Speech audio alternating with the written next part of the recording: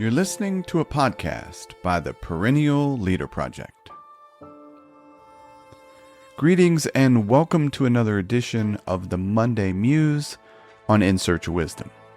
This is an audio version of our weekly series on Perennial Meditations, which you can subscribe to on Substack.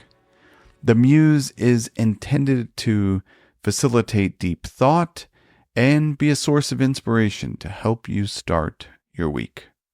Without any further delay, I hope you enjoy this collection of perennial reminders, insights, and maxims on the art of living. In this week's Muse, we're exploring what makes life meaningful, happiness, and the art of hope, by way of a clip from my conversation with Kieran Setiya, author of Life is Hard.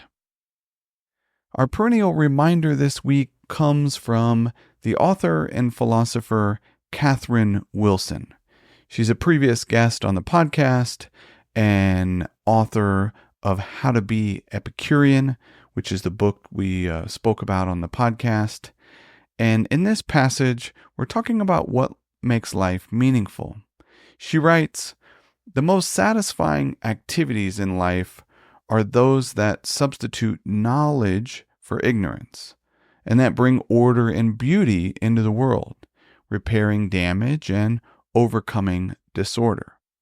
A life can be good in Epicurean terms, even if it does not involve achievements, validated and rewarded by mainstream society, or great sacrifices and struggle against worldly temptations. It is not necessary to conquer a country or to rise to the top of an organization. What makes life feel meaningful is doing what you're able to do to a certain standard that you set yourself, caring for those whom you like and love, and being cared for by them. You can enjoy a gratifying sense of accomplishment that takes little or nothing away from other people." And again, this comes by way of her book, How to Be an Epicurean. Our perennial maxim this week is from the Dutch philosopher Baruch D. Spinoza. He says, "Happiness is a virtue, not its reward." The French writer Voltaire made a similar point, saying, "The most important decision you make is to be in a good mood." Strangely, we don't always think about happiness or moods as a choice, but we should. The question I have for you is, how can you remember to choose your mood wisely? And our perennial insight this week, as I mentioned in the beginning, comes from the author and philosopher Kieran Setiya on the virtue and art of hope. He writes in his book, Life is Hard, what is hope anyway? Philosophers have spilled some ink on this in recent years, and amid dissent, a broad consensus has emerged. Hope has elements of both desire and belief. To hope for something is in part to wish for it, in part to see it as possible, though not inevitable. You don't hope for what you don't want, nor do you hope for what is out of the question or what you're sure is bound to happen.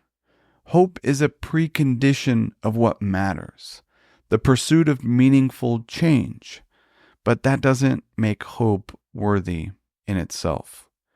In the following clip, you'll hear Kieran expound on some of these ideas around the virtue and art of hope. And maybe that connects with hope, because there's some unique and diverse views and opinions. I think of Nietzsche and the Stoics railing against hope, and then you have other philosophers and theologians pointing to it as critical.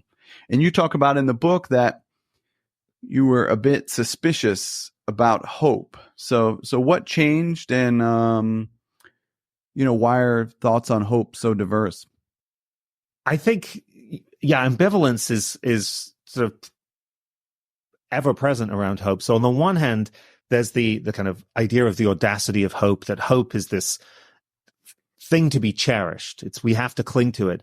But actually, often you think about what the slogans about hope are things like the Ted Lasso slogan from the episode. It's the hope that kills you. Like, hoping is terrifying. If you hope, you risk kind of despair. And there's a line from Greta Thunberg I quote in the book when something she said to the World Economic Forum in Davos, which was, "I don't want you to be hopeful. I want you to panic," because there's an anxiety that sitting around and just hoping that things will get better is completely idle. It's completely passive. So I had a very strong sense of the negative sides of hope, the sense of passivity and danger, the sense that it sets you up for disappointment. What I came to think was that there's a distinction here that we really need to draw between just the attitude of hoping for something, the mixture of thinking, well, this is possible and I want it, which can sometimes be good and sometimes be bad, and by itself is totally passive. It doesn't guarantee you're going to do anything, although it might be a kind of precondition of taking action. And the virtue of hope. So it's a distinction that goes back to the medieval theologian Aquinas, who contrasts the irascible passion of hope from the theological virtue of hope. I'm trying to sort of think about what a secular version of this might look like. And the thought is, the virtue is really not about, or really the question is not really, is hope good? Is it bad? Should we hope? Should we despair?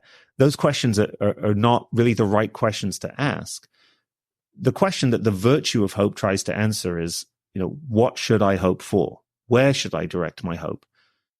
And I think understood in that way, the virtue is something we really need and can unequivocally sort of affirm, even as we acknowledge that having answered that question, having figured out what we should realistically hope for in dealing with our loneliness, say, or the injustice of the world, or whatever it might be, hope by itself, we should sort of not forget that that's not the end point. It creates space for action, but I think we have to maintain a kind of acknowledgement of the ways in which hope can seem like it's enough by itself when really it isn't. Its point is just to create space for something else.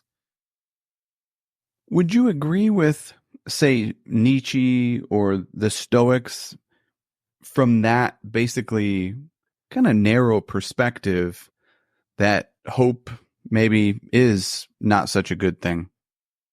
I think the problem is that it is, I think, a precondition of action. So I think if you think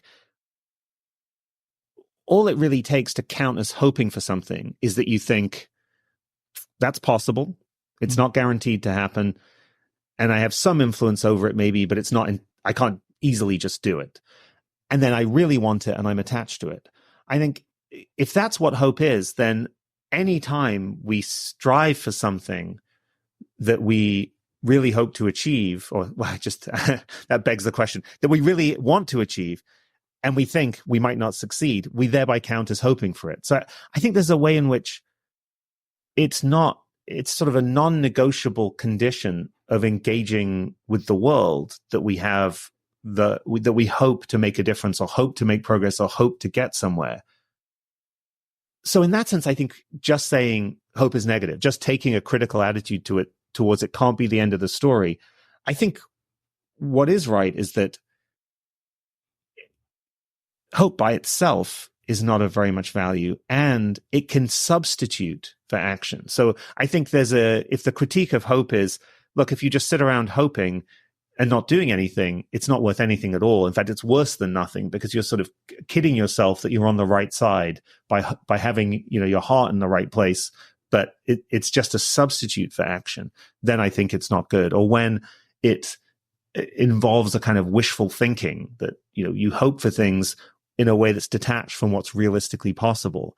So that's why I think that the virtue of hope, hoping well, has to sort of discipline hope. It has to bring it into line with reality and into the service of action in a way that it might otherwise not be. So maybe the thing to say is that sort of undisciplined hope, unconstrained in that way, it's a dangerous and possibly negative thing, but it's not, as it were, hopeless. We can sort of utilize hope, and in a way, I think we need to reorient it in order to make space for action. So my view, it remains, even at the end, more qualified, more ambivalent than negative.